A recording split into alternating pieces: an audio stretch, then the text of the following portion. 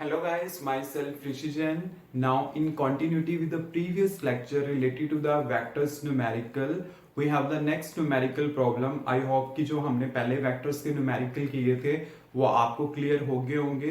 तो हमने क्या करना है कि पहले जो किए थे थोड़ा easy mode में and then उससे typical and फिर उसके बाद the most typical numerical we will discuss. Clear? तो आपके पास जो next question है वो क्या है? Find the component of a vector a vector equal to this along the direction of this vector. आपके पास देख लीजिए कि यहाँ पे a वेक्टर आपके पास गिवन है 3i cap plus 4j cap और इसको मैं दूसरा वेक्टर कंसीडर कर लेता हूं. Let it be b vector 2i cap minus 3j cap.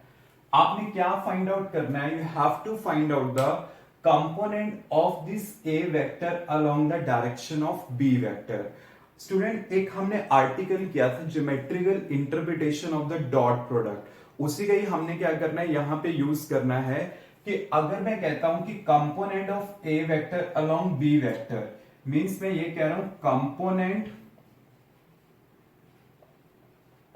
Of a vector along direction of b vector, वो आपके पास क्या होगा? इस टाइप से आपने काउंट करना है a vector dot b cap into b cap, इस टाइप से. क्यों? क्योंकि देखो वो कंपोनेंट जो होता है ना बेसिकली हमारे पास होता है a cos theta into b cap, इस टाइप से होता है. अब देखो अगर आपने काउंट करना है, मैंने लिखा है इसको इस टाइप से. वो क्यों? क्योंकि अगर आप a vector dot b cap को कैलकुलेट करो तो आपके पास ये चीज क्या आती है? a वेक्टर का मैग्नीट्यूड इनटू b कैप का magnitude and cosine of the angle. तो आपके पास ये a आ जाएगा. b कैप क्या आएगा? इसका मैग्नीट्यूड तो 1 होगा क्योंकि यूनिट वेक्टर है, और ये क्या आ जाएगा? cos theta. तो आ गया ना ये cos थीटा. तो इस टाइप से हम क्या करते हैं, इसको कैलकुलेट करते हैं. तो देखिए आप इसको कैसे कैलकुलेट करोगे, किस टाइप से वो आपके पास आएगा. सबसे पहले मैंने फाइंड आउट करना है b कैप. b कैप क्या होगा? b वेक्टर को मैं उसी के ही मैग्नीट्यूड से डिवाइड कर देता हूं. तो ये क्या होगा? 2i cap minus 3j cap divide by under the root 2 का स्क्वायर प्लस माइनस 3 का स्क्वायर, ये आपके पास आ जाएगा. तो यहां पे क्या आएगा? 2i cap minus 3j cap divide by under the root क्या आएगा? 4 प्लस 9. क्लियर? तो यहां पे क्या आ जाएगा? 2i cap minus 3j cap divide by under the root 13, ये आपके पास आ गया. तो ये क्या आ गया? b कैप आ गया. अब आपने क्या करना है, इसका डॉट लेना है a वेक्टर के साथ. तो a vector dot b cap आपने ये फाइंड आउट करना है. क्यों? क्योंकि देखिए आपको ये चीज चाहिए तो यही फाइंड आउट करना है. तो देखिए a वेक्टर आपके पास क्या है? 3i cap plus 4j cap. इसका डॉट लूंगा मैं 2i cap minus 3j cap divide by root 13, यही चीज होगी. अब ये क्या आ जाएगा आपके पास? ये आएगा 3 इंटू 2 6 और 4 इंटू 3 कितना होगा? 12. तो ये 12 आ गया एंड डिवाइड बाय क्या आ गया? रूट 13. आई डॉट आई 1 होगा, जे डॉट जे 1 होगा. तो कितना आ जाएगा? Minus 6 by root 13. अब ये जो आया है आपने इसको किससे मल्टीप्लाई करना है? बी कैप से. तो कंपोनेंट कैसे आएगा? ए वेक्टर डॉट बी कैप, इसको आपने मल्टीप्लाई करना है बी कैप से. ठीक है?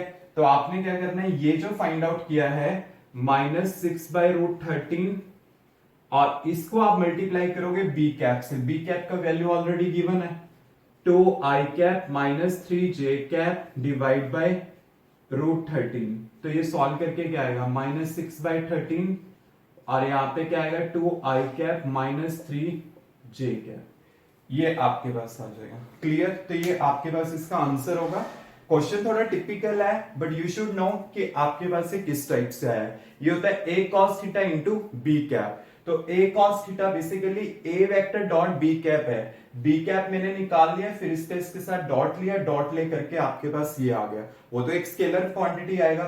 फिर इसको मैंने किससे मल्टीप्लाई किया, बी कैप मेरे पास ये था, इससे मल्टीप्लाई किया, ये आपके पास इसका आंसर आ जाएगा। Clear students, any doubt?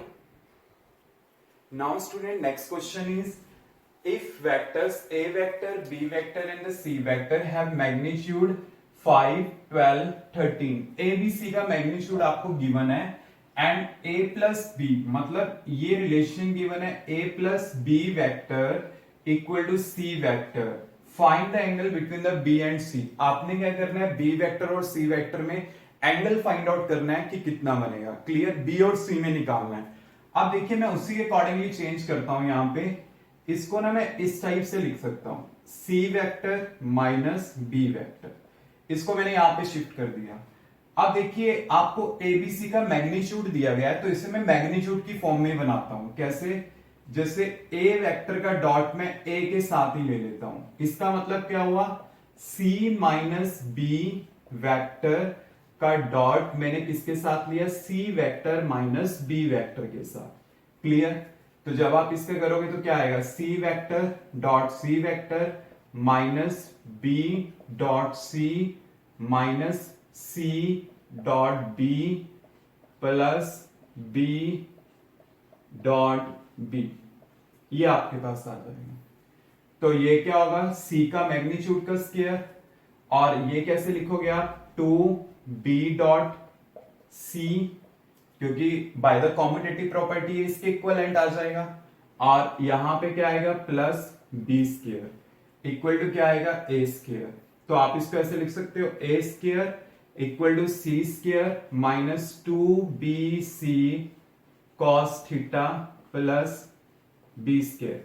आपने कॉस थीटा फाइंड आउट करना है ना, बाकी को हम यहां शिफ्ट, और इसको इस साइड जाते हैं, 2bc cos theta equal to c square plus b square minus a square, a को मैंने यहां शिफ्ट कर दिया। तो कॉस थीटा आपके पास क्या आ जाएगा, equal to c square plus b square minus a square divide by 2bc, ये आ गया।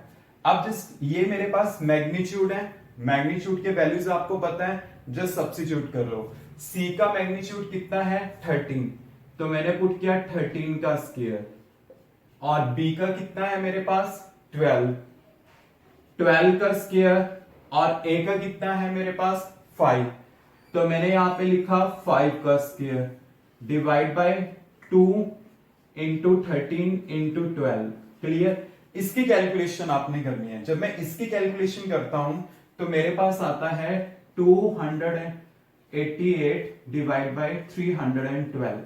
क्लियर, इसको मैंने कैंसिलेशन करनी है, जैसे हमें 144 आ गया,